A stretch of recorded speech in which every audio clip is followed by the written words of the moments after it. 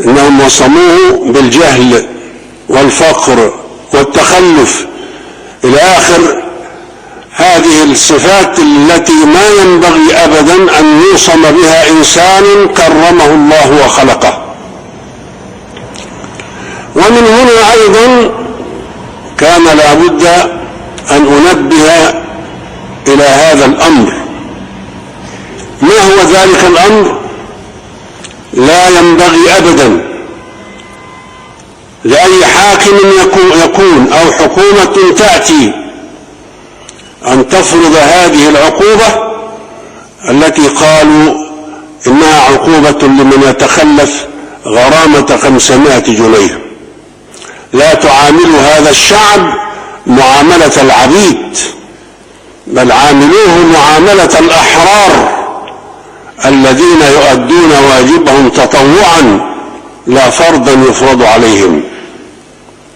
أرجو أن يلغى هذا تماما، فإن تنفيذه عار على الذين ينفذونه وشين لهذا الشعب الكريم. هذا أول شيء.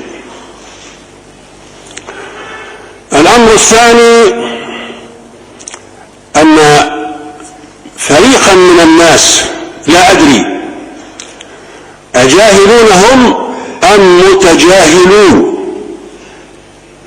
قبل الانتخابات قدروا أن التيار الإسلامي سيحصل على نسبة من 25 إلى 30%، والقوم أصحاب أعلام يصفون أنفسهم بأنهم النخبة، والتنويريون ويصفون غيرهم بأنهم الظلاميون. فلما جاءت النتيجة عكس ما توقعوا طاش صوابهم وذهب لبهم، وغدوا يخبطون خبط عشواء ليعللوا به هذا الذي حدث، ولا نبالي بما يعللون به، فنحن نعرفه مسبقا ونعرفه واقعا حين قالوه وحين وصموا ذلك الشعب به. تلك ثاني الأمور. وهنا أحب أن أنبه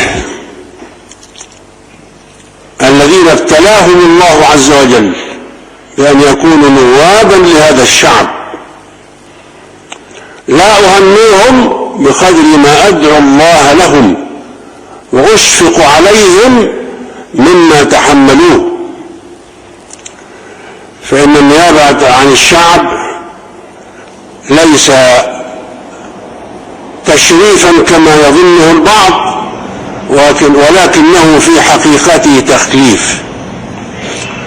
نعم، هو تشريف من جانب ثقة الشعب في طائفة من الناس أعطاها صوته رغم كل ما كان ورغم كل ما عرفناه وما لم نعرفه.